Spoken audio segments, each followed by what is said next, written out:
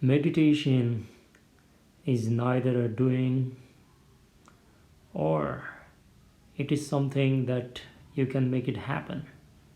So this poem is on meditation is natural. Only when you have no ambitions in life, meditation is natural. Ambition is good if you just want to survive, but useless to taste the deathlessness. But mind is manufacturing ambitions. What to do with it, people says. Mind manufactures not only ambitions, it manufactures many things.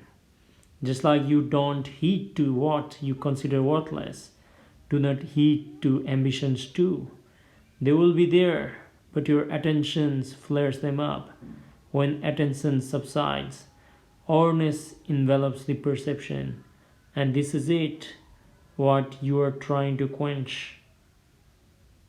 Shambho.